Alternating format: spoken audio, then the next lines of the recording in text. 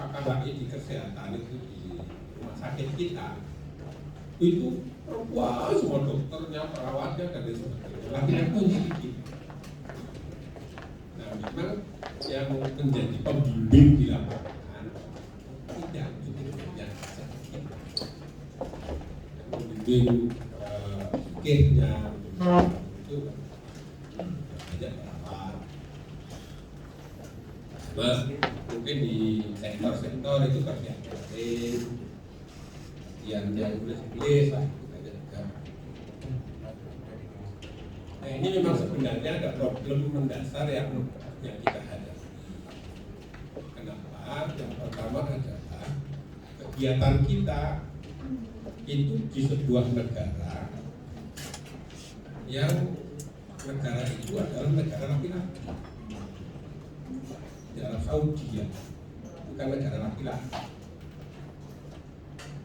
Dulu kira-kira 15 tahun yang lalu kami sering menempatkan petugas-petugas tembus mahasiswi itu di reception itu menerima telepon. Kenapa kita tempatkan di situ? Ya reception itu kan resikonya tidak berat. Itu di situ menerima telepon gitu ya. Itu dan ya intonasi suara perempuan itu lebih enak didengar ketimbang laki-laki lah. Mahasiswi lah. Tapi ketika kemudian yang nelpon itu instansi Arab Saudi, segera kemudian kami diprotes. Kenapa kamu mempekerjakan perempuan, sedangkan kami saja di negara kami tidak mempekerjakan perempuan? Nah, itu salah satu asbabul urutnya. Yang kedua, petugas perempuan kalau kita tugaskan keluar kantor, maka harus didampingi laki-laki. Jadi boros kan? Mestinya cukup satu orang yang didampingi dua. Nah ini juga suka dimanfaatkan oleh laki-laki. Alasan ngantar itu sampai pulang tengah malam baru pulang. Padahal juga mereka surat. Kesasar apa nyasar? Nyasar.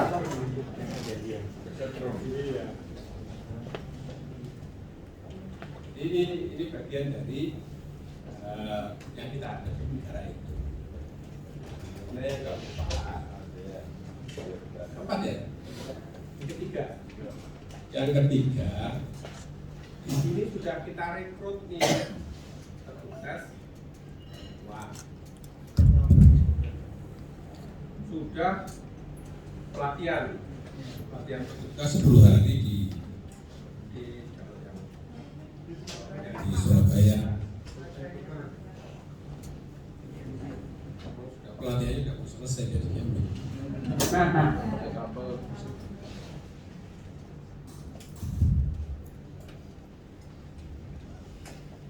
Begitu sudah mau berangkat, suaminya tidak mengizinkan.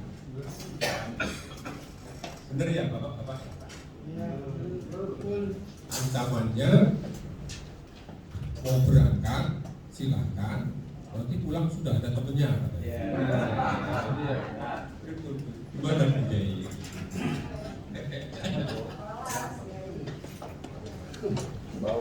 Ya ini realita, ini fakta yang kita hadapi. Datang, orang saya nggak diizinkan suami saya. Wajib menjadi suami lah. Suami lagi mengeluarkan jurus pamungkasnya ini. Wajib. Bahaya ini. Ini jadi ibu-ibu sekalian untuk meningkatkan kuantitas petugas perempuan ini betul dibutuhkan. Tetapi problem itu juga untuk Arab Saudi insya Allah sudah teratasi. Kalau ibu sekalian yang terakhir ke Arab Saudi ada? Kapan Pak? 19. Ya. Kapan Bu? Itu melewati imigrasi ya, Jeddah ya. Petugasnya sudah ketemu petugas perempuan? Dulu saya setiap kali ada jamaah datang, itu bandara Jeddah itu untuk keluar saja dari imigrasi berjam-jam, betul ya? Berjam. Karena kita wah kenapa sudah 3 jam kami belum bisa keluar? Biasa jawabnya, iya berarti Anda benar sudah sampai Jeddah. Kalau lancar berarti bukan di Jeddah. Jadi kalau yang datang itu jamaah perempuan muda-muda sambil rokok, sambil sawah gitu ya, nggak malam-malam gitulah. Yang nenek-nenek sudah jempolnya keriput itu gini-gini, nggak keluar-keluar, dia nggak berusaha untuk dimanualkan. Pokoknya begitulah. Nah sekarang ini sejak Muhammad bin Salman, petugas imigrasi sudah diganti semua dengan perempuan. Cantik-cantik kan? Jadi tetap penuh pelayanannya kan berapa? Yang pura-pura lama jamaahnya. Pengalaman itu. Jadi untuk soal apa, petugas perempuan, insya Allah sudah beres. Sudah nggak ada lagi soal nanti kita ditanya kenapa menugaskan perempuan dan sebagainya. Saudi sudah perempuan boleh istir, boleh kerja di hotel, boleh kerja di bandara, boleh kerja di mana saja. Nah, tinggal di dalam negeri itu, nah itu kalau bisa menundukkan suaminya, bisa mencari ridhonya yang bapak-bapak itu ya, nanti silahkan berangkat. Ini soal apa namanya? Pertanyaan-pertanyaan yang tidak pernah sepi yang kepada kami. Bapak sekalian saya hormati, selain dari regulasi-regulasi yang diterbitkan oleh pemerintah Indonesia mulai dari Undang-Undang 8 tahun 2019 yang disusun aturan turunannya pemerintah, peraturan presiden, peraturan menteri dan keputusan menteri dan seterusnya. Yang itu hanya berlaku ketika jemaah itu sampai naik pesawat. Begitu tiba di Arab Saudi, maka kita harus tunduk kepada aturan yang diterbitkan oleh pemerintah Arab Saudi. Dan itu disebut oleh Arab Saudi dengan taklimat. Aturan penyelenggaraan ibadah haji di Arab Saudi yang diterbitkan oleh pemerintah Arab Saudi. Tipis saja sudah saya kirim, mudah-mudahan nanti bisa. Nah, saya mencoba beberapa poin-poin yang berkaitan langsung dengan kita, yang itu nanti silahkan kita sendiri.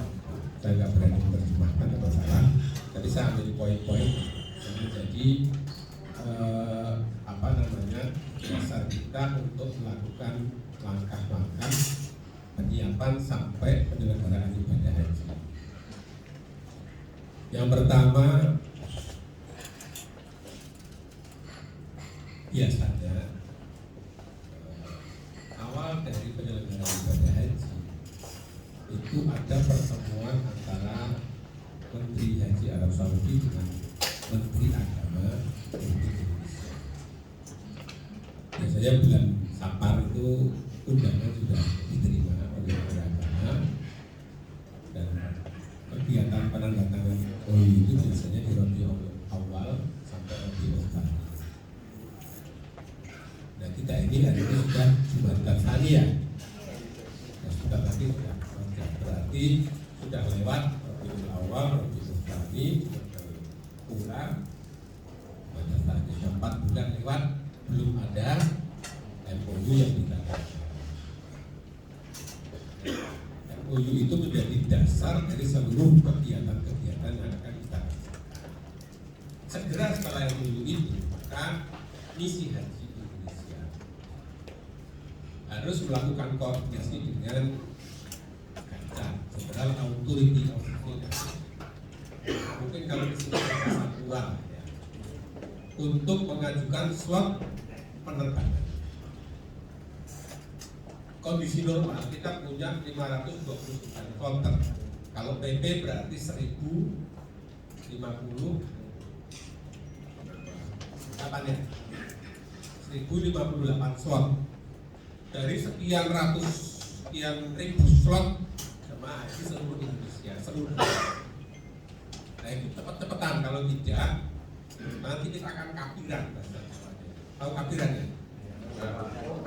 Terlantar. 2019 kemarin kita itu ada 5 kloter yang mestinya mendarat di Jeddah, tapi karena nggak dapat slot di Jeddah, kita daratkan di Madinah. Ada yang bagian itu? Ada yang dengar itu ya? Kenapa? Kita dapat tambahan 10.000. Sudah Syawal. Sehingga mestinya mendarat di Jeddah karena nggak dapat slot, akhirnya ya sudah, yang penting sampai ke Mekah kita daratkan di Madinah. Maka ini jamaah gelombang kedua mendarat di Madinah. Dari Madinah itu nggak mampir di Masjid Nabawi, tapi langsung kita bawa ke Mekah. Kita ada 5 kloter. Ini pengaruhnya akan seperti itulah kira-kira. Itu juga karena kita dapat tambahan. Kalau nggak dapat tambahan ya kita sudah dari awal dapat.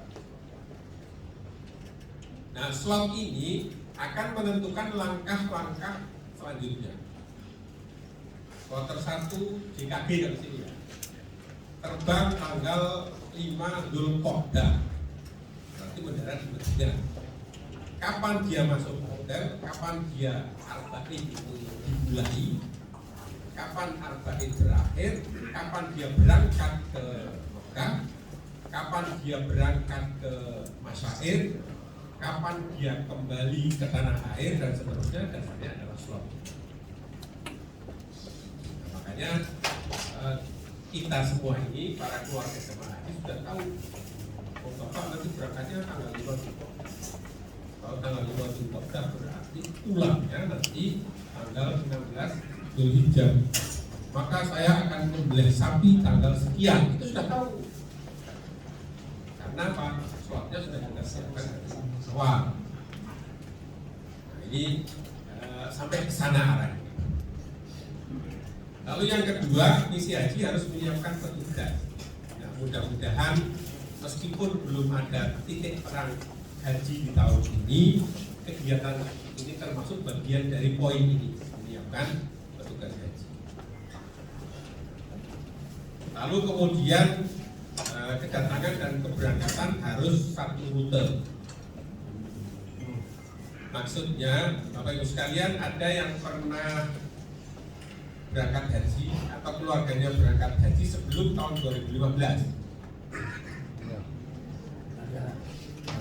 Itu ada jamaah gelombang 1 yang mendarat di Jeddah, lalu kemudian menggunakan bus menuju ke Madinah. Nanti pulangnya lewat Jeddah.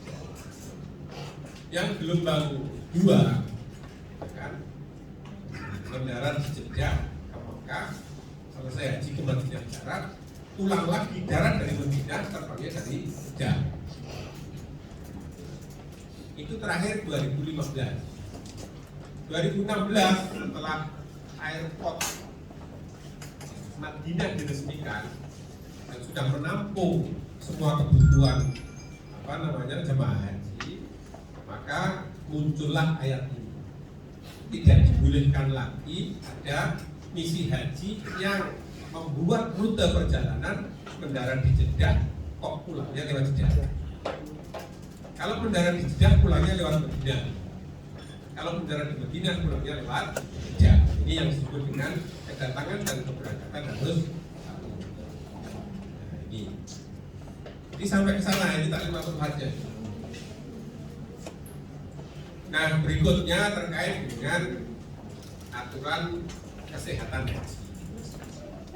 Nah, ini kesehatan haji itu hanya boleh dibuat atau didirikan di Mekah dan di Madinah. Di Masyair tidak diizinkan. Dan hanya boleh beroperasi 1 Syawal sampai 30 Muharram. Hanya boleh untuk melayani jemaah haji. Ini sekaligus menjawab keinginan, aspirasi dari sebagian masyarakat kita yang bilang bahwa kenapa Indonesia nggak bikin rumah sakit saja di Arab Saudi? Kenapa?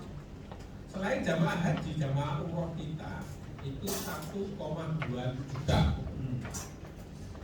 WNI kita yang ada di Arab Saudi yang tercatat itu 1,5 juta. Yang tidak tercatat lebih dari itu.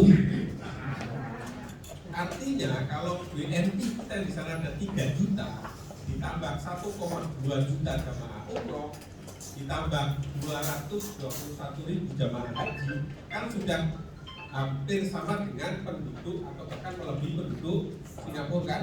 Ada satu negara. Kenapa nggak bikin rumah sakit saja? Nah ini berhadapan dengan ayat ini. Kenapa ayat ini ada? Baik sekarang ya saya hormat. Jemaah haji dan umroh itu di dalam komponen biaya yang sudah dibayarkan di sana ada biaya yang diterima oleh pemerintah Arab Saudi, salah satunya adalah biaya kesehatan. Nah, bagi jemaah yang memiliki visa umroh dan visa haji kok sakit di Arab Saudi, maka dia akan dirawat di rumah sakit rujukan itu sampai kapanpun tanpa dipungut. Kami sering memulangkan jemaah haji yang dirawat di Arab Saudi itu seminggu sebelum haji tahun berikutnya, Pak. Jadi dari tahun lalu dirawat, itu baru kita pulangkan, terus balik kita berangkatkan jemaah haji yang baru. Rata-rata setiap tahun jemaah haji kita yang tidak pulang sementara dan dirawat maksudnya itu antara 100 sampai 120.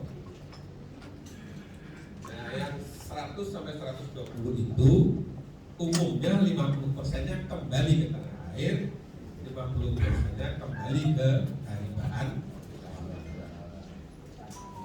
Ini sampai kita urusnya sampai ke sana.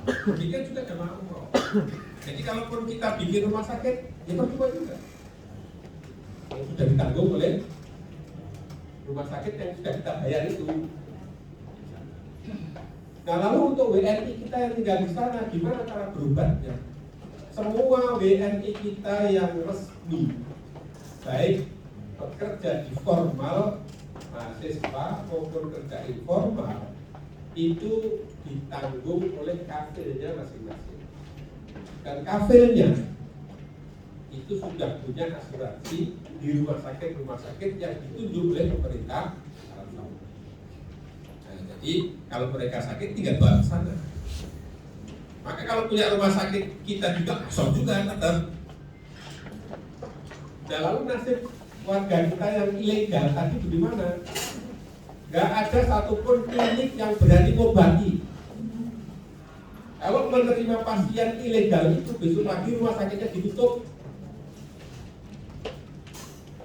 Jadi makanya kalau kita bikin rumah sakit di sana, rumah sakit Indonesia, ya tetap saja tidak bisa melayani warga kita. Selain juga berhadapan dengan pasal ini. Lalu kemudian soal ambulan itu kita terakhir punya tahun 2012. Kita punya ambulan kurang lebih 60 unit. Dan setelah itu ketika kita menghapuskan yang tua-tua, kita tidak diizinkan lagi untuk membeli ambulan. Nah, kita diharuskan sewa kalau kita butuh ambulan. Jadi kalau di musim haji ambulan yang tulisannya misi haji Indonesia itu semuanya adalah sewa. Ini bagian dari cerdasnya Arab lah kira-kira begitu ya. Negara dia, ya kita ikut aja, kalau enggak ya nggak punya gitu aja. Nah ini sama juga misi haji dilarang memiliki kendaraan. Jadi kendaraan yang kita pakai di sektor-sektor ada tulisannya stiker misi haji Indonesia itu semuanya sewa. Nah, dia berkepentingan untuk menghidupkan jasa rental lah ya. Jadi kalau yang isi haji yang besar kayak Indonesia ini, kita ini butuh kendaraan tuh hampir 200 unit kendaraan musim haji. Untuk sektor-sektor lain-lain. Kalau semua negara membutuhkan itu kan ya hidup, tidak lengkap. Ya. Ini yang keenam, keberangkatan ke Madinah Ba'dal Hajj dimulai tanggal 14 Dzulhijjah. Ini sepertinya ayat sepele, tapi asbabul wurudnya ini serius. Dan itu penyebab utamanya adalah orang Indonesia. Jangan-jangan Bapak Ibu sekalian adalah menjadi pelaku ini. Kenapa ayat ini muncul? Bapak Ibu sekalian, nafar awal itu kapan? Tanggal 12 kan? Nah, tanggal 12 itu mulai dibolehkan lontar jumroh jam berapa? Jam zuhur. Kata fajar kan? Ya, yang biasa dilakukan ba'da tulu'i syamsiyah. Waktu duha punya kan? Ini kelompok-kelompok yang cerdas orang Indonesia menggunakan waktu jawaznya. Waktu jawaznya kan pada subuh. Rombongannya dia bawa dari tenda, pada sholat subuh, kemudian lontar jumroh. Selesai kan jam 7. Dia sudah siapkan bus, langsung menuju ke Madinah. Ngapain ke Madinah? Madinah kosong, Pak. Rombongan kosong, bisa dikuasai. Yang tahu itu hanya orang Indonesia, yang orang lain nggak tahu. Jangan-jangan setelah pelatihan ini nanti kesana semua. Ini kemudian berjalan sekian tahun. Pengikutnya semakin banyak. Tadinya cuma kelompok kecil saja kan. Lalu ada yang bisik-bisik ikut. Tahu-tahu ketika di Madinah kondisi seluruh petugas haji Arab Saudi maupun tenaga asing masih konsentrasi di Masyair, maka mereka sudah ada di sana. Ada jemaah yang sakit, ada yang pingsan, bahkan ada yang meninggal, tidak ada yang ngurus. Nah, ini kemudian menjadi urusan, ada yang ngurus jadi besar. Muncullah ayat ini, sehingga jemaah itu baru boleh berangkat ke Madinah setelah tanggal 14 Dzulhijjah, ketika seluruh panitia haji baik dari gubernur Madinah, Pangdam Madinah, Kapolda Madinah sudah ada di tempatnya masing-masing, mereka siapkan baru jemaah.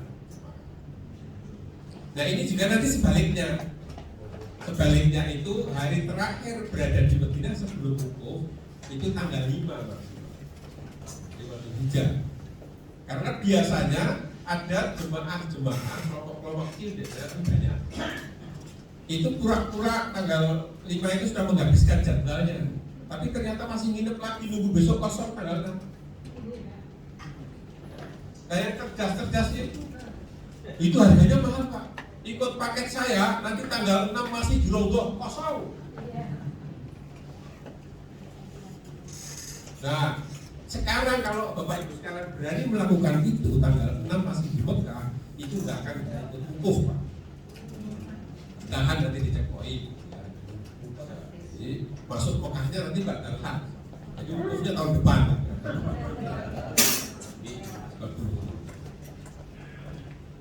Nah, kemudian semua kontrak harus melalui jihad paling akhir 28 bulan. Hari ini kita sudah Jumatan akhir. Sebentar lagi Rajab Sya'ban. Tim kami itu menyiapkan pelayanan akomodasi, konsumsi, transportasi dan seterusnya. Itu harus sudah selesai di tanggal 28 Sya'ban. Itu seluruh kontrak harus sudah dilegalisasi. Karena besok tanggal 1 Ramadan kita harus sudah mulai proses pemvisaan. Nah, hari ini kita belum melakukan apapun persiapan itu di Arab Saudi karena memang belum ada MOU. Jadi belum bisa.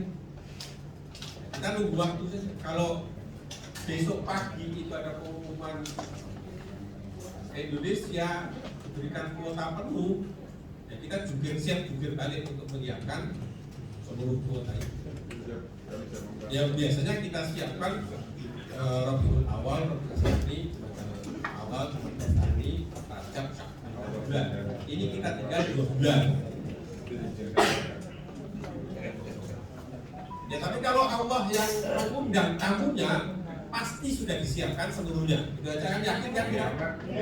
Sudah. Tapi kalau belum mengundang meskipun kita sudah siap, ya nggak berangkat juga. Nah, ini hebatnya haji itu gitu.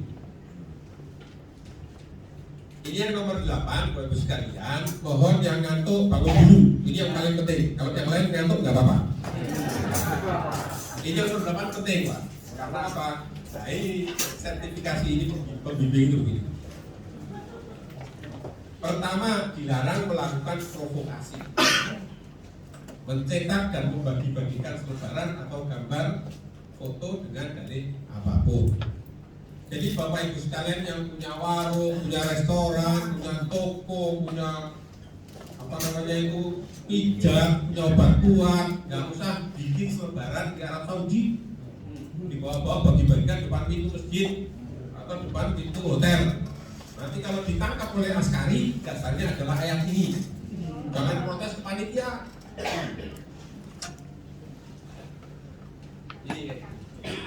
Yang kedua, dilarang melakukan perkumpulan dengan tujuan politik atau golongan tertentu. Kampanye jangan.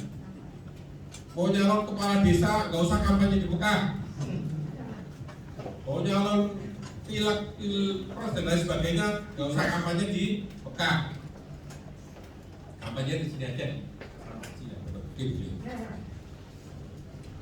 Dilarang melakukan doa bersama, mengeraskan suara, dan melakukan ritual-ritual di Masjidil Haram maupun Masjid Nabawi.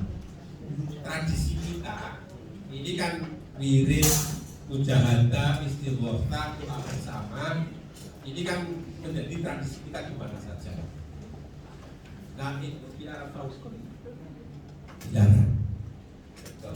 Bukan melarang doanya, tapi yang dilarang adalah bersama-samanya. Apalagi di Masjidil Haram dan Masjid Nabawi. Jadi Bapak Ibu sekalian, kalau kebetulan membawa jamaah, terus kemudian doa bersama di Masjid Nabawi maupun Masjidil Haram, didatangi askari, dasarnya adalah ini. Saya doa ini kan baik, kenapa dilarang sama polisi? Polisi nggak ada urusan, dia tugaskan pokoknya ada orang rame-rame doa tangkap. Kalau Bapak Ibu sekalian pinter-pinter bisa ngerayu Arab itu, ya paling-paling sudah bubar. Ya, jadi Bapak Ibu sekalian bisa menjelaskan kepada jamaah, pada masyarakat, kenapa Arab Saudi melarang doa bersama. Nggak usah kenapa, pokoknya ayatnya ini ada dalilnya lah. Askari itu dalilnya adalah pokoknya nggak boleh ada rame-rame berdoa bersama di Masjidil Haram maupun Masjid Nabawi. Nah, kami sudah siapkan di setiap gedung itu ada ruang yang bisa digunakan untuk manasik, doa bersama, konsolidasi dan lain sebagainya. Tinggal diatur saja jadwalnya, gantian antara kelompok yang satu dengan kelompok lain. Nah, bagi yang ingin melakukan itu di Masjidil Haram, pinter-pinteran saja. Saya tuh setiap tahun diinterogasi sama askari Masjidil Haram. Itu bahkan tahun berapa ya? Ada habis sholat Jumat, Pak, orang berbondong-bondong keluar dari Masjid Nabawi. Di luar tuh sholat pagi, sholat zuhur. Kita nggak tahu ini di apa orangnya diinterogasi sama polisi, kami lupa. Jawabannya itu unik juga. Karena Jumat itu tidak dihitung sebagai arba'in, maka kami sholat zuhur lagi biar terhitung arba'in. Ini pelatihannya di mana, Pak? Pelatihannya di mana? Itu terjadi, Pak. Jadi ini ayatnya begini ya, jadi pinter-pinteran lah. Sekalian jadi pembimbing ya. Ini harus dikuasai juga. Dilarang mengambil foto, mengambil gambar dan seterusnya. Sekalian kalau ada yang 10-15 tahun yang lalu mau masuk ke Masjidil Haram itu selalu dirazia, itu operasi bawa kamera enggak ya? Apes-apesnya itu diambil filmnya kan? Kalau enggak apesnya sama orang-orangnya ditangkap. Kita lagi dipanggil, suruh jelaskan. Nah, hari ini ayatnya tidak dinasah, hukumnya dinasah, ayatnya tetap ada. Tapi Bapak Ibu sekalian, kalau sekarang masuk ke Masjidil Haram bawa kamera, itu sama askar di sini saya fotokan, malah selfie sama dia. Itu lihat dia. Jadi ayatnya ada, subutul apa ini?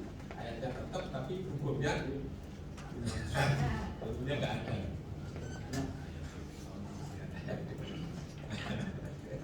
Ya ini dalil ayatnya.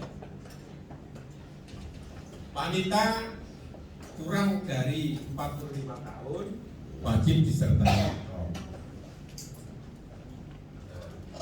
Ini saya nggak tahu persis kenapa mereka membatasi usia 45 tahun.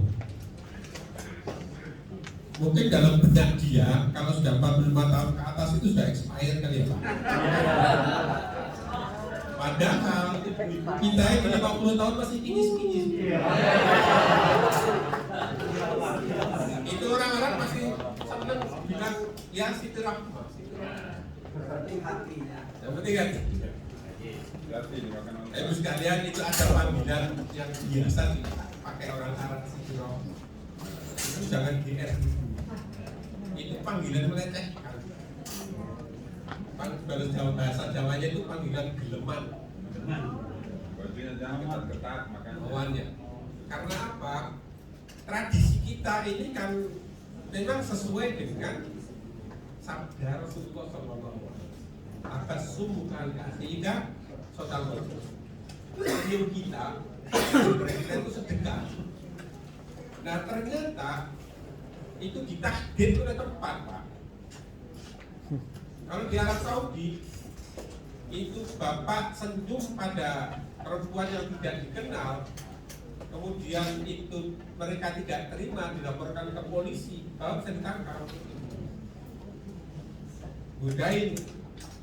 Dan sedangkan ibu-ibu kita di pasar-pasar itu senyum ini setengah mati supaya mawar seneng ya punya toko itu kan, dan Siti Rahmah sambil nampak-nampak. Ya, ini penting diketahui bahwa Siti Rahmah, diksi Siti Rahmah yang dipakai oleh orang-orang Nabi pasar di mana-mana itu bukan sebagai kata madhin ya, tapi kata melecehkan. Ya.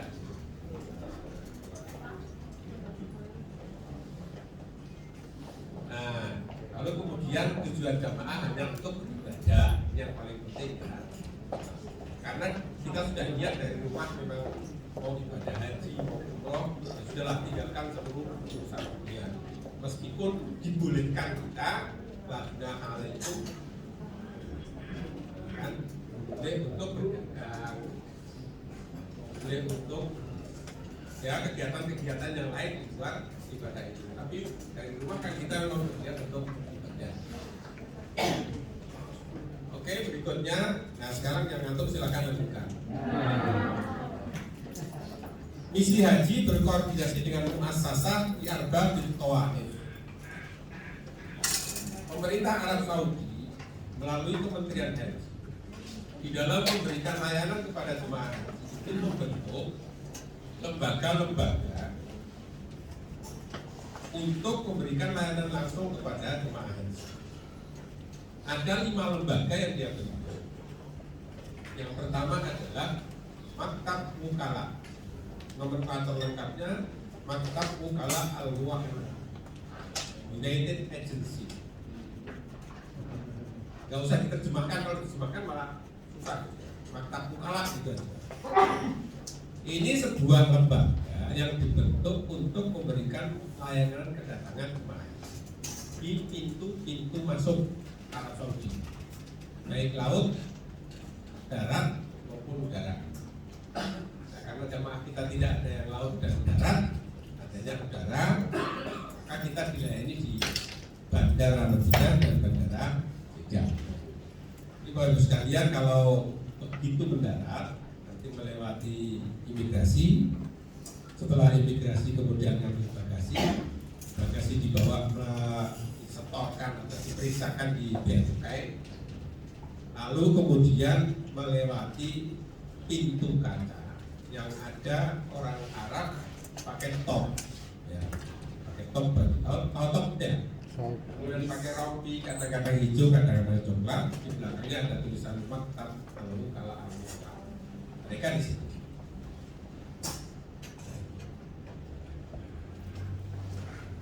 Nah, lalu yang kedua, Muassasah Adillah. Nama lengkapnya Al-Muassasah Al-Ahliyah Lil Adillah. Ini sebuah lembaga yang diberi tanggung jawab untuk memberikan layanan kepada jemaah haji selama berada di Madinah. Nanti di sana ada Maktab Syu'un atau Qism Al-Andalus, bagian Indonesia. Salah satu tanggung jawab yang diberikan kepada Muassasah Adillah ini, setelah menerima kedatangan jemaah dari bandara, itu adalah menyimpan dokumen jemaah haji, paspor. Maka dari bandara itu setiap jemaah dimasukkan ke dalam bus, paspornya sebelum masuk bus itu dimasukkan kantong-kantong yang dia sudah siapkan. Jadi kalau ada 10 bus, nanti akan ada 10 kantong paspor. Nah, kalau haji khusus karena biasanya cuma sedikit, ya tidak terlalu problem lah. Yang rumit itu haji reguler, karena setiap kloter ada 7 sampai 10 bus. Nah, karena ketika turun dari bandara itu jemaah belum dikelompokkan dalam regu dan rombongan, siapa yang turun duluan masuk bis, maka paspor ini akan secara acak di dalam kantong-kantong ini. Maka di hari kedua atau ketiga selalu kita umumkan kepada para petugas-petugas kloter untuk segera datang ke Dakar, kemudian ke Muassasah Adillah untuk menata kembali paspor-paspor di kantong-kantong tadi. Dikelompokkan sesuai dengan regu rombongan yang sudah dibentuk dari tanah air. Nah, kalau ada petugas yang tidak melakukan itu, maka ketika mau berangkat menuju Mekah, itu akan memakan waktu yang lama sekali. Karena apa? Nanti si A masuk ke bis 1, ternyata paspornya ada di kantong nomor 10 dan seterusnya. Nah, ini akan mengganggu. Oleh karena itu, maka para petugas itu diharapkan untuk arba'in meninggalkan tugas utama itu. Menata paspor itu pahalanya lebih besar daripada arba'in, Pak. Karena merepotkan jamaah. Merepotkan jamaah itu dosa hukumnya, Pak. Ya betul ya? Diselesaikan dulu itu, karena sebenarnya bisa disiasati. Bapak Ibu sekalian, para petugas itu datang ke Dakar pagi jam 7. Nanti sebelum duhur sudah selesai, sehingga nggak ketinggalan arba'in. Atau nanti ba'da isya, selesai sholat isya, diselesaikan sampai menjelang subuh, selesai masih bisa sholat. Itu sebenarnya begitu ya, caranya begitu.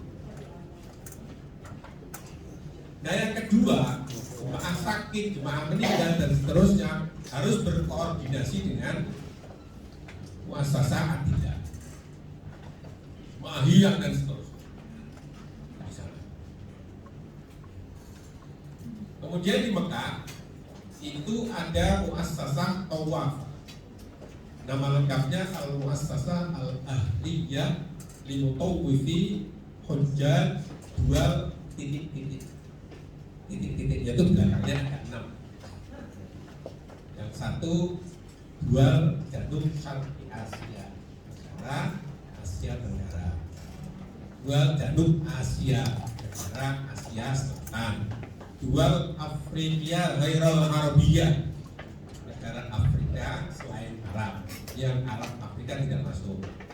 Kemudian dual Arabiyah, di semua negara Arab termasuk yang di Afrika, yang di Asia itu masuk. Kemudian dual Turkiya wa Eropa wa Amerika, Turki, Eropa dan Amerika. Dan yang terakhir dual Iran.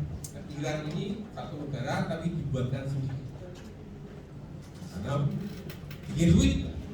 Makanya Iran itu bikin duit ya, udah jadikan satu, jangan campur-campur sama orang lain. Ada 6 ya, masalah apa itu ada 6, tapi kita fokus pada dual jantung Syarqi Asia. Nah, karena jemaah haji itu sudah akan ngumpul di Mekah secara keseluruhan, untuk bisa melayani secara penuh, maka kemudian muasasah ini membentuk maktab. Maktab itu adalah bagian dari muasasah. Untuk jamaah haji Indonesia itu dialokasikan 73 maktab. Ada maktab 1 sampai maktab 73. Nah, kalau yang haji khusus itu 100 ke atas. Biasanya ada berapa Bu yang haji khusus? 20 ya? Ya, pokoknya antara 12 sampai 20 maktab. Nah, cerita panjangnya, kalau ada yang mengikuti kakek nenek kita dulu berhaji tahun 80-an, itu selalu kita sering dengar cerita tentang Syekh, betul ya? Kalau haji itu ikut Syekh A, Syekh B kan? Dulu itu jemaah itu membawa bekal namanya sohari, buah peti yang isinya itu beras, ikan asin, mie, kecap dan lain sebagainya, sambal kacang dan lain sebagainya. Itu kemudian diserahkan kepada syekh yang mengelola itu, oleh syekh kemudian digunakan untuk memberikan makan kepada jemaah yang ada di dalam naungannya. Di antara syekh-syekh ini kan ya namanya orang, ada yang baik, ada yang setengah baik, ada yang nggak baik. Yang baik itu selain jamaah disuguh dengan yang dibawa, ditambahi dengan yang dia punya, diservis lah. Yang tidak baik itu begitu jamaah nyetorkan saharanya tadi itu, dia ambil dulu untuk kebutuhannya dia, sisanya baru untuk jemaah. Dia numpang hidup dari situ Pak. Dan ini kemudian getok tulang dari mulut ke mulut. Itu kan, nanti kamu kalau haji ikut syekh ini saja, baik orang. Kalau ini nggak baik dan lain sebagainya. Sehingga terjadi itu syekh satu dengan syekh lain jumlahnya beda-beda. Sampai ada yang ribuan itu, bahkan yang sedikit itu hanya berapa orang lah. Nah, ketimpangan jumlah ini kemudian oleh pemerintah Arab Saudi dibuat supaya rata. Kan setelah maktab-maktab, dengan setiap maktab itu antara 2.500 sampai 3.000. Itu kira-kira seperti munculnya maktab-maktab. Nah, di tahun 1440 itu kapan? 2019, betul kan? Raja sudah menerbitkan keputusan dekret bahwa muassasah ini akan beralih statusnya menjadi syarikat. Itu kira-kira kembali ke zaman Syekh dulu. Nah, tapi kemudian ada pandemi dan ini belum bisa dilaksanakan. Lalu kemudian yang keempat ada Nagabah Amal Sayyarat. Itu adalah semacam organda, asosiasi angkutan untuk memberikan layanan transportasi jemaah haji baik antar kota, masyair maupun sholawat.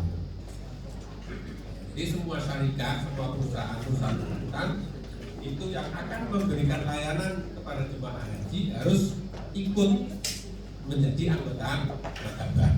Dan itu setiap tahun ada evaluasinya. Yang jelek tahun depan tidak diikutkan lagi dan seterusnya. Kemudian yang terakhir ada maktab bersama Zimah, kantor atau lembaga yang ditunjuk untuk mengatur distribusi air zam-zam di Masjidil Haram dan juga di hotel-hotel jemaah haji.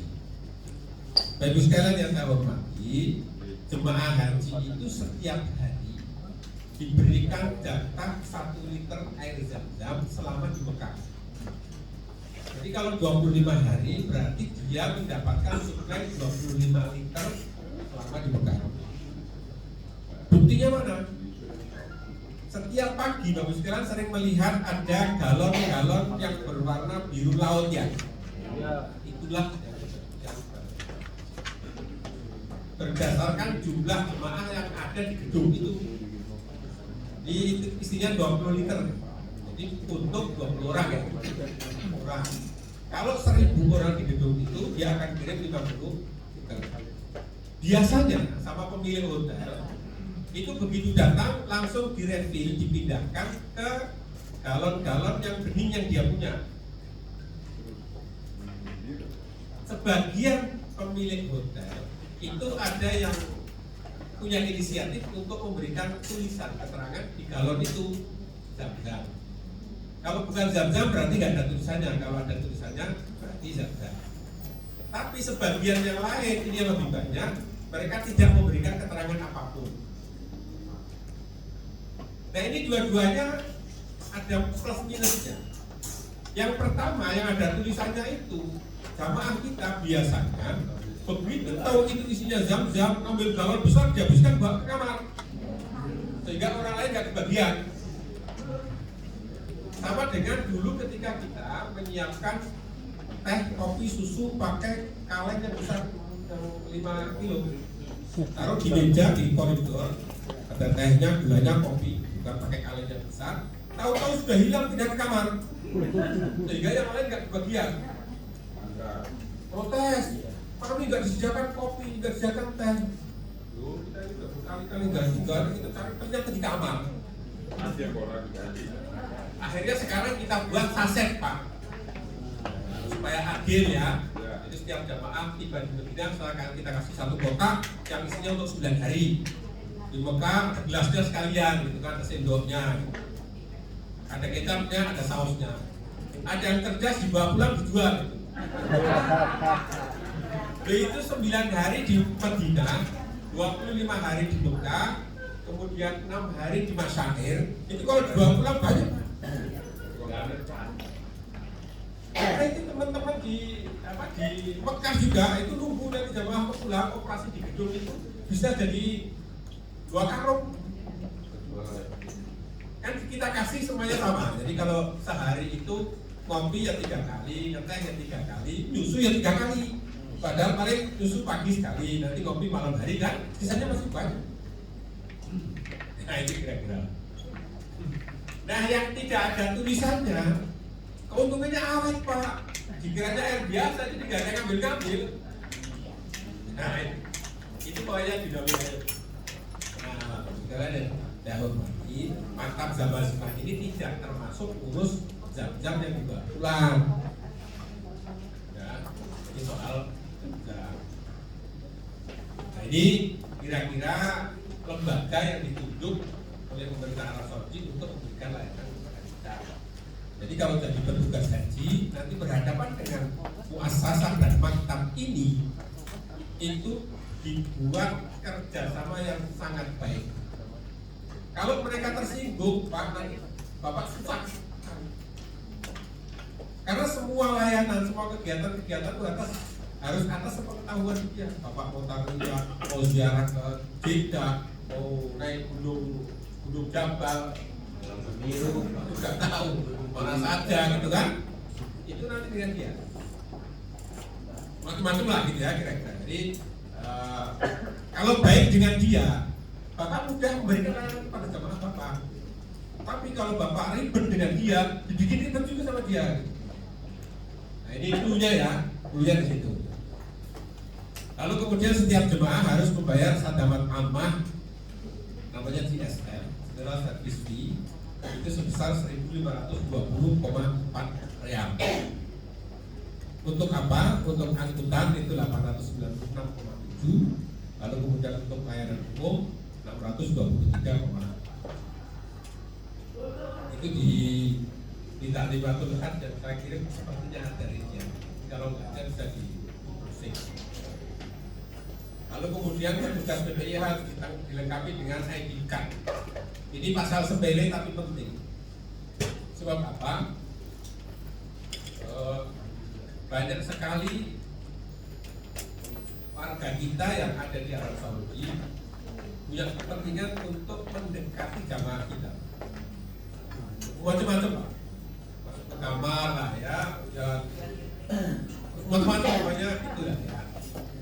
Nah, kalau yang baik-baik membantu jamaah sih kita ya ahlan wasahlan ya, kita support. Tapi kemudian banyak yang kehilangan dan lain sebagainya, ketipu dan lain sebagainya, kita repotkan. Nah, oleh karena itu maka Arab Saudi mewanti-wanti semua petugas harus dikasih ID card. Kalau ada penyalahgunaan ID card, maka kami yang ditegur. Maka Bapak Ibu sekalian, nanti kalau jadi petugas haji, baik petugas haji khusus maupun petugas haji reguler, jangan sekali-kali meminjamkan ID card. Karena ada keluarganya supaya bisa masuk, dan saya pinjamin sama. Jadi kalau ada apa-apa, repot. Ya, karena memang yang kita hadapi orang begitu banyak.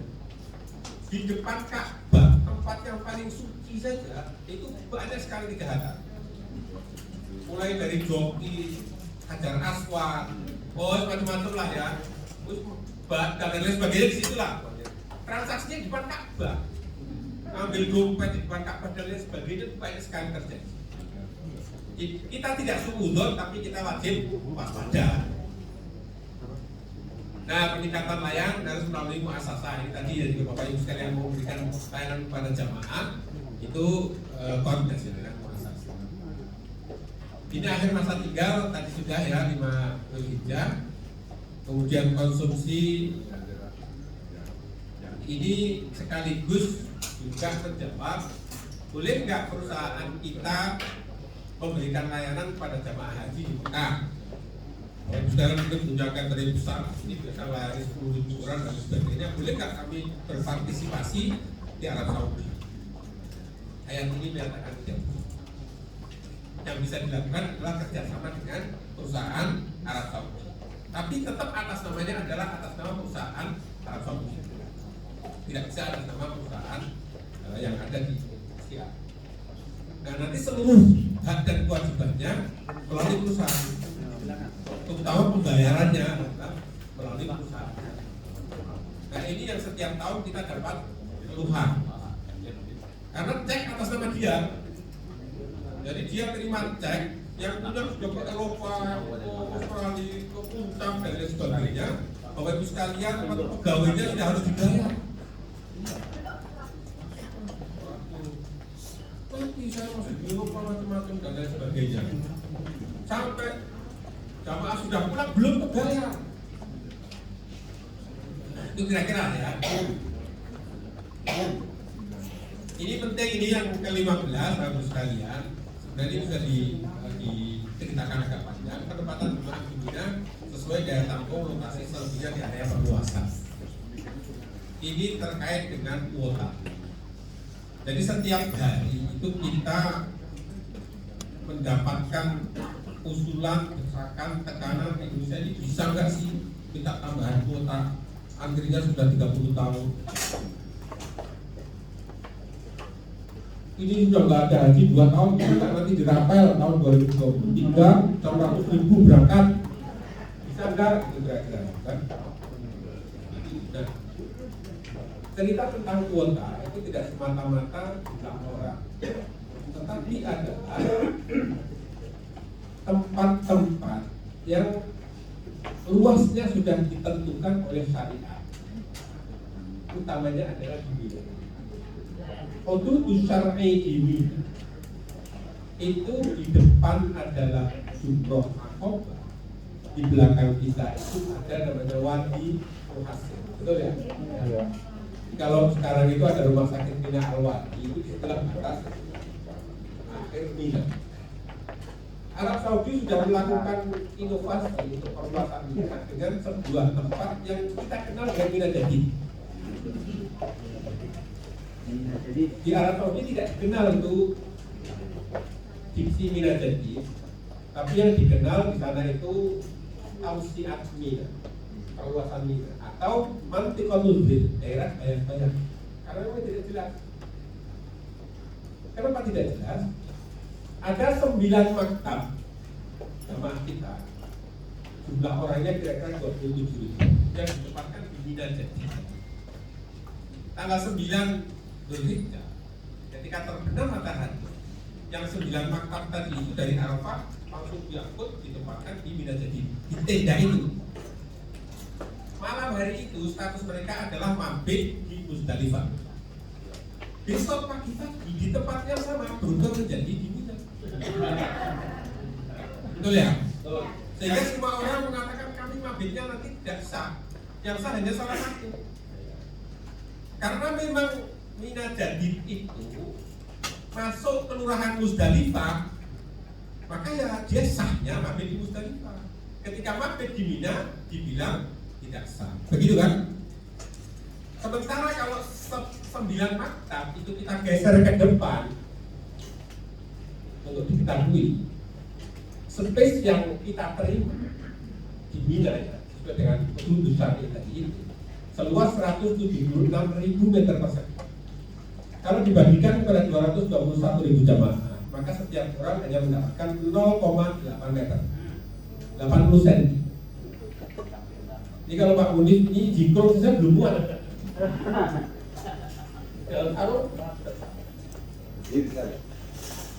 Nah kalau yang 9 maktab ditarik ke depan, itu menjadi 0,6 Pak, 60 cm. Itu belum dikurangi toilet yang setiap tahun orang geger, toiletnya ditambah. Nah kalau ditambah toilet ya dikurangi tendanya, gitu kan? Belum lorong, belum jamaah kita. Kalau ke Masair itu koper yang gede di bawah tambah ember dan pacinya. Nah terus orangnya mau ditempatkan di mana lagi?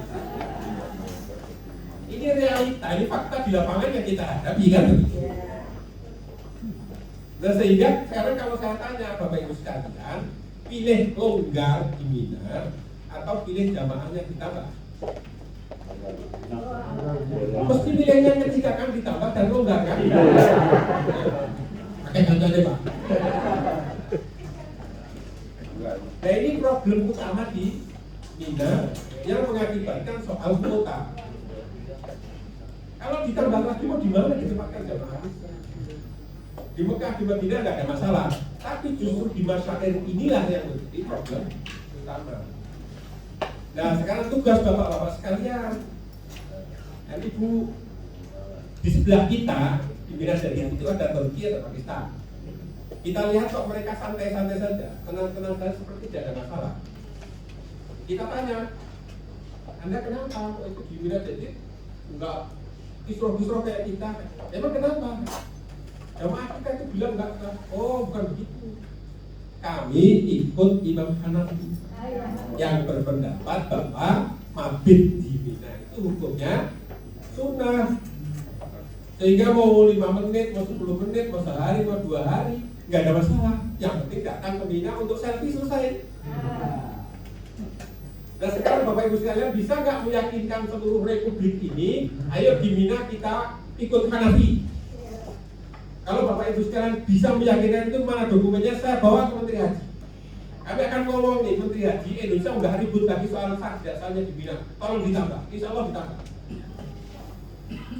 Terus setiap kali kita minta tambahan, disodorkan itu. Ini loh surat-surat dari jamaah kamu. Kenapa kami ditempatkan di sini sehingga haji kami tidak sah? Itu Pak ceritanya soal kuota itu. Ya, tinggal nanti sampaikan saja, pilih longgar apa pilih ditambah kuotanya. Kalau pilih longgar ya dikurangi kuotanya.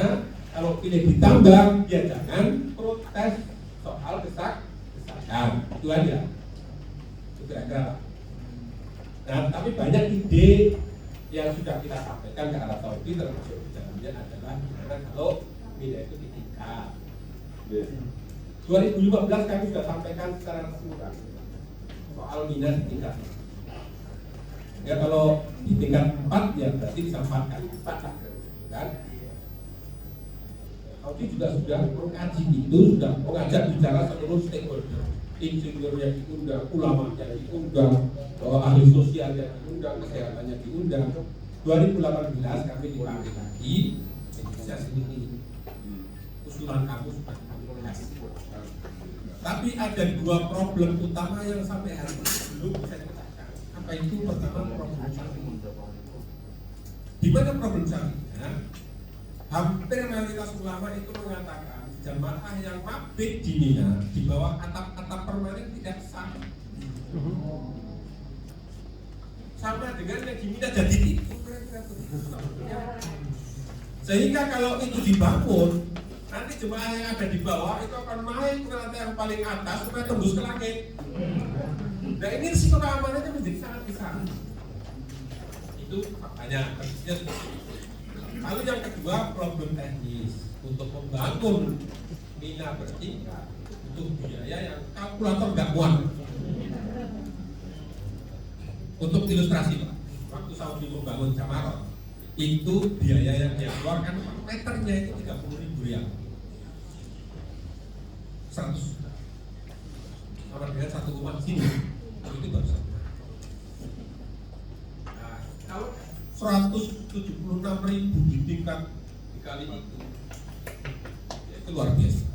Sedangkan Arab Saudi itu 10 tahun terakhir, defisit anggaran luar biasa. Bapak bayangkan nggak usah gitu.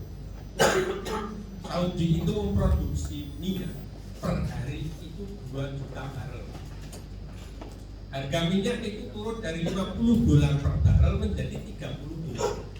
Jadi setiap hari Arab Saudi rugi $20 kali 2 juta barel. Nah kalau itu 10 tahun Pak, sudah bisa beli Indonesia kira-kira. Nah Arab Saudi juga sudah mengundang investor-investor besar di London, di Papua, bin, dapat dipanggil. Semuanya nggak ada yang mau, bukan nggak ada yang mampu. Kenapa? Itu Mina hanya dipakai 5 hari dalam setahun. Nggak ada untungnya.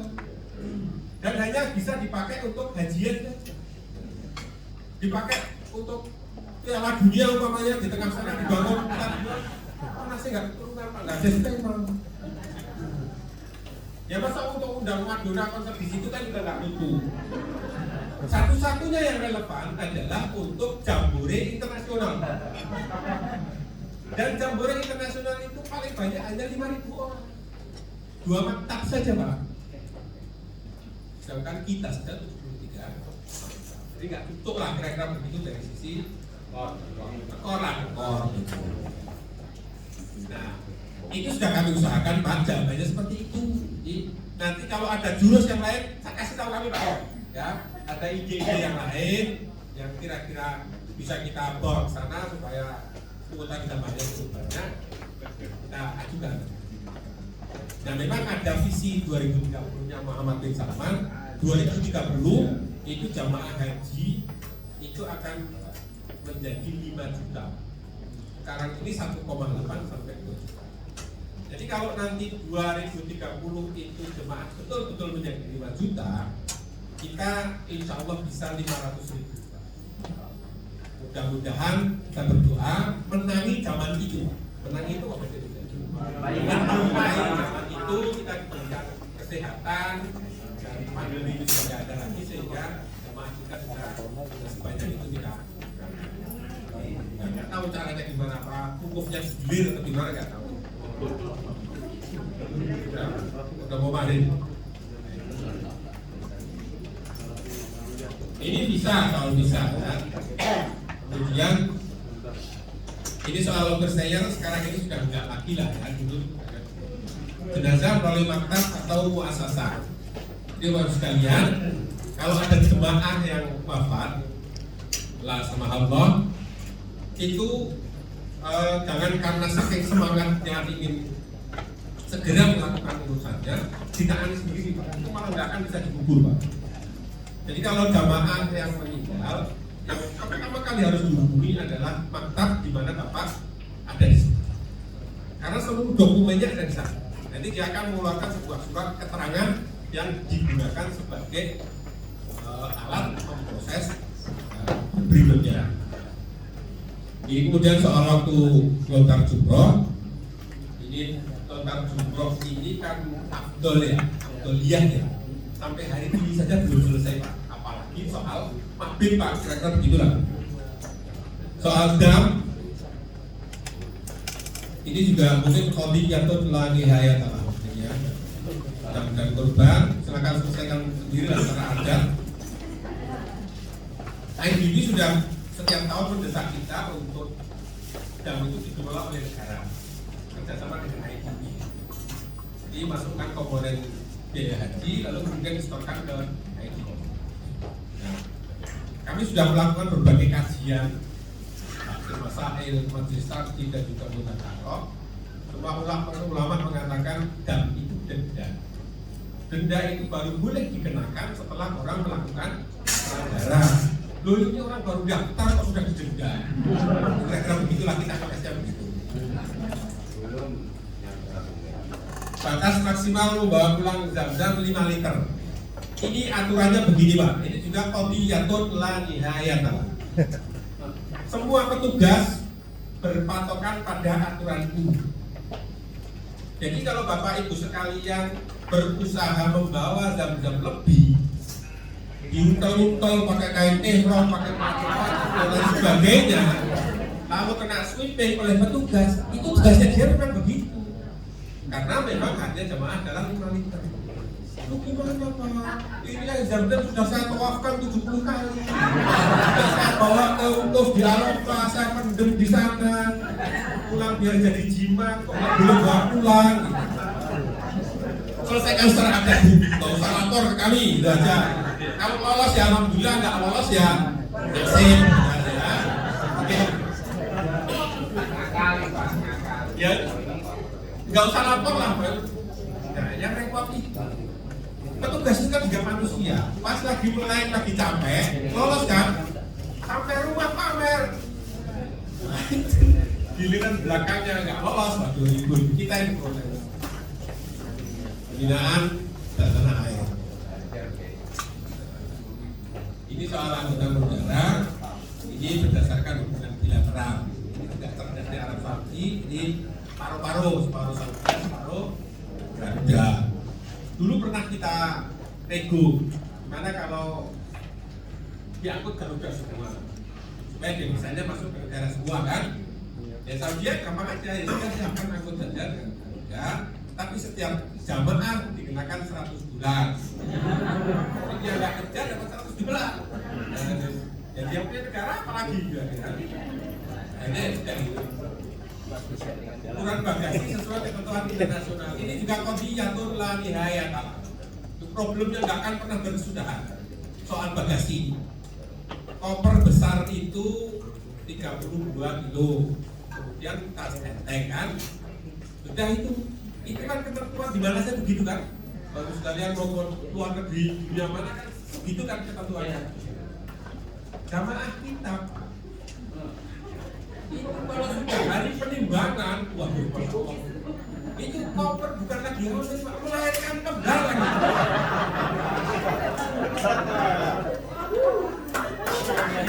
Ketika berangkat ke airport, yang tas tank tadi, itu tank kanan, tank kiri, gendong belakang, manggul di atasnya, masih nyepak.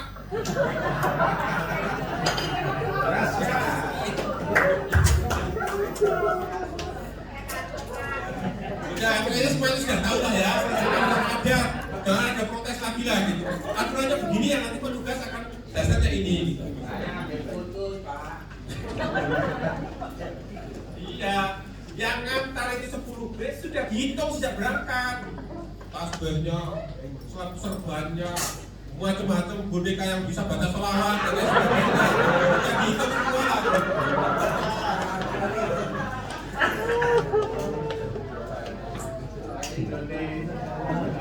Ini soal akomodasi di Mekah dan Madinah.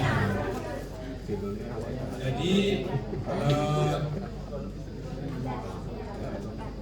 saya langsung ke yang ini saja nih, soal yang sebut itu bahwa kenapa sih Indonesia nggak bikin hotel saja di Mekah? Tidak kan? Bapak Ibu sekalian, kalau tidak ada ayat ini, sudah dari dulu kita punya. Saya bacakan aslinya supaya percaya. Kalau bahasa Indonesia kan pasti nggak percaya. Inna ta'limati wabdoa bito la tujizu lil aznabi tamalukal akori fi makkatal mukarramati wal madinatil munawwarah walal istithmaru fi wal istijarohu illa limuddatin mahdudatin la tazidu an sanatin tajizu tamkiduha limuddatin mata. Sesungguhnya aturan-aturan dan ketentuan-ketentuan tidak mengizinkan orang asing memiliki properti di Mekah dan Madinah. Kalau di Jeddah boleh, di Riyadh boleh. Walau istithmaru fihi, investasi juga tidak boleh. Walau istijarohu, sewa juga boleh, tidak boleh. Bolehnya seperti apa? Illa limuddatin mahdudah. Boleh sewa dalam jangka waktu tertentu, la tazidu an sanatin, yang tidak lebih dari 1 tahun. Ya juzu tamdiduha, boleh diperpanjang limuddatin masalah sesuai dengan masa kontrak. Jadi setahun kontrak, setahun kontrak, setahun kontrak. Ini ayatnya masih ada, belum dinasah. Manantah min ayatin tidak, belum dinasah sampai hari ini. Jadi Bapak Ibu sekalian bisa beli tanah di Arab Saudi, Mekah dan Madinah, bisa bayar, tetapi tidak bisa balik nama. Sudah terjadi Pak. Pertamina itu dulu beli tanah di Jabal Umar zaman Ibnu Tawwa. Begitu perluasan haram proyek Jabal Umar, semua digusur. Kami datang ke BPN di Mekah, karena itu nggak ada satu jengkal pun atas nama Pertamina, atas nama Indonesia.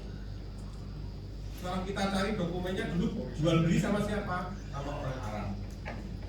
Atas nama orang Arab itu masih ada. Yang sekarang sudah dipegang cicitnya. Loh, cicitnya nggak ada urusannya dengan Ibnu Sutowo. Ya masalah sudah. Nah kalau negara membeli itu 20-30 tahun yang akan datang, yang beli sudah nggak tahu kemana, pemerintahan baru yang menerima katanya punya, ternyata nggak ada, kehilangan berapa? Ini ya, jadi dasarnya dalilnya adalah ayat ini. Selama ayat ini masih ada, maka kita tidak akan pernah bisa memiliki properti di Mekah dan Madinah. Yakin? Ini yang kebijakan pemerintah kita penyelenggaraan ibadah haji di tanah air dan di Arab Saudi. Nanti bisa dibaca sendiri karena ini sudah nanti pengetahuan kita bersama. Kira-kira taklimatul hajj namanya seperti itu. Jadi wajib sekalian sebagai calon petugas haji, calon pembimbing haji, taklimatul hajj ini harus betul-betul dipelajari agar di dalam memberikan layanan, memberikan bimbingan kepada jamaah di Arab Saudi nanti diberikan kemudahan. Itu pengantar dari saya. Kurang lebihnya mohon maaf. Assalamualaikum warahmatullahi wabarakatuh.